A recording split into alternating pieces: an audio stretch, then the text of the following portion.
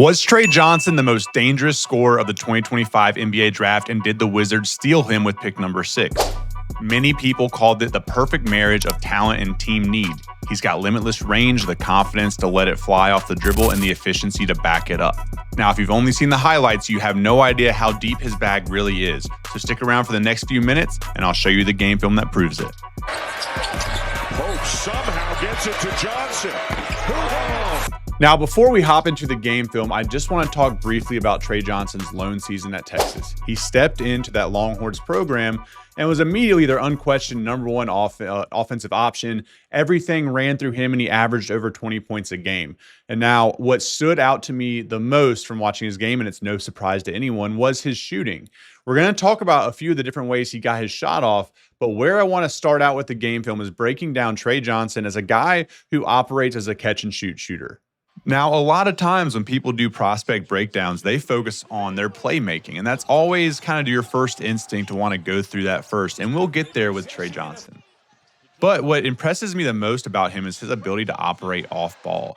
Texas did a lot for him last year as far as running off of screens, operating read and react kind of principles with another point guard who's driving and getting paint touches and finding him. And he seems to have a good IQ of where he needs to be. There's even a few examples within these clip packages where he's calling for the ball, clapping his hands, letting his guard know to pass him the ball.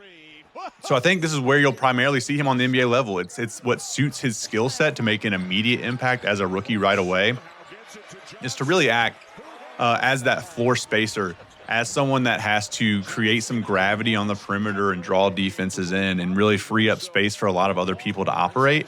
And at a bare minimum, I think with Tre Johnson, that's what you're going to get, because off catch and shoot looks, he was shooting 40%, and even on guarded looks, it was 45%. It's amazing. But what really separates Tre Johnson as a shooter, as an NBA prospect, is his ability to do multiple things at an equally efficient level. So next, we're going to dive into Tre Johnson shooting off the dribble, which is a really interesting strength of his. Now, in my mind, what separates Tre Johnson as a three-point shooting prospect is that his efficiency doesn't really dip when you start looking at the type of threes that he was taking. So for most guys, you're going to see, some quality metrics drop as they start shooting off the dribble rather than on catch and shoot looks. But for him, that wasn't the case. It might have been a little bit of the opposite. When he was shooting the ball just on all catch and shoot looks, he shot around 40.8% from three. Now, when you go off the dribble, it was like 39.6%. So there's really negligible amounts of efficiency drop off, and the difficulty level of the shots actually do increase. You can see through all of these clips, he's operating with a pretty heavy contest on most of these shots. It shows a really high degree of feel, a very repeatable release. He's able to see, has really good size, so he can see over the top of a lot of these closeouts and not let them bother him too much. And on the NBA level, when you talk about shot making being at a premium, you can see why I'm so high on him and why so many other analysts were as well. And for Washington, it's exactly what they need, and they don't come around all that often with his athleticism. Now, the last area that I really want to talk about Tre Johnson is his ability to get to the rim and finish there. And there's two things I'm going to touch on. First, you're going to see that I think he might have some good athleticism in there, even though he didn't always pop that on the college level. And secondly, he does have the ability to blow by, beat defenders off the dribble, and get to the rim, especially out of a pick and roll situation. So we're going to look at examples of both of those from last year at Texas. Now, funny enough, Tre Johnson only had 7 dunks last year, and you're about to see every single one of them. But when I watch him dunk the ball, he's quick off of his feet. He's long, has deceptively long arms, gets up to the rim well, and seems to be able to finish pretty confidently. So I think he has some untapped athleticism there that as he gets more comfortable with the ball, you'll start to see manifest itself a little bit more. So I like that as a mix in with what you're about to see, which is that Tre Johnson is a pretty good finisher when it comes to getting to the rim. Now, statistically, was he great at it? No. Is it something he could get a little bit better at? Sure. But he is good both in mid-range and at the rim, specifically when he's operating as a ball handler.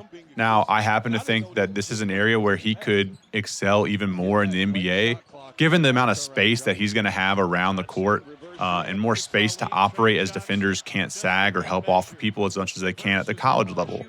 So as you surround Tre with other competent shooters and playmakers, it's going to give him more room to operate like this. And I think that's just only going to make his game flourish even more. He has a bit of a craftiness to his game around the rim.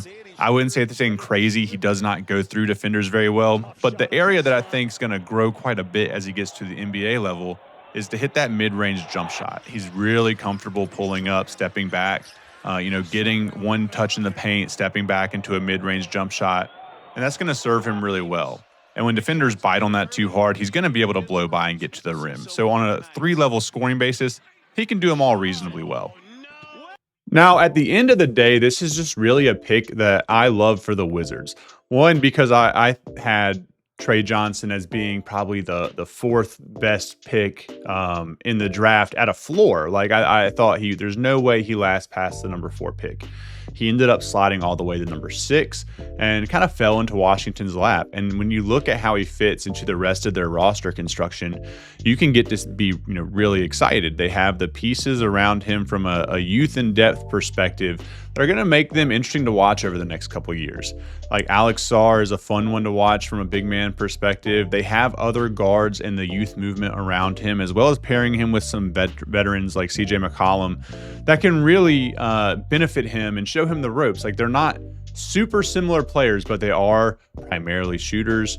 CJ's crafty around the rim, and you have to hope that you're having some of these veterans around to rub off on these younger pieces, to kind of teach them the NBA game, turn them into vets a little sooner than they would left to their own devices. So I think that when you're a market like Washington D.C., you're a team like the Wizards are, you really need to have some home run potential in some of these picks. And for me, as I look at this NBA draft class as a whole, Tre Johnson's the one that stands out almost to me, that it's going to be potentially, multiple time All-Star, really fills roles. But then you pair that up with the fact that his floor is a super capable NBA shooter who can come in, provide minutes at any time, be a floor spacer, allow your other young pieces room to operate, don't let other teams cheat their games a little while.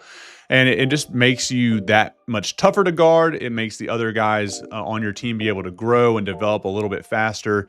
And all in all, it puts Washington in a better spot than they were before they drafted Tre. And I know Ace Bailey is the one that, they were hoping got to them. And I think that when you start looking at the two, I think there are less question marks with Tre. I think there are more flame out potentials for Ace as well. So I think this could be something where you look back in a few years and you're just super happy that everything worked out the way that it did. But I'm really curious, Wizards fans, let me know what you think about the pick. Were you super jazzed about it? Were you hoping for an Ace Bailey or for somebody else? And let me know what you think on my breakdown. We'd love to hear your thoughts and comments below. I'll respond back to as many as I can. If you don't mind, subscribe to the channel. I do tons of NBA content. We're going through this draft class slowly but steadily. If there are other players you're a fan of, feel free to suggest them to me. I'll get a breakdown video going on them. I also do stuff on TikTok and Twitter, more shorter form videos, quick bites on players. So be sure to check those out there. But I appreciate this is my 100th video, by the way. I'm super excited about it. Building kind of what I have in this channel and some of the content and discussions that I've had here are super awesome. So I appreciate each and every one of you for being here, for watching this, and I hope to see you on the next one.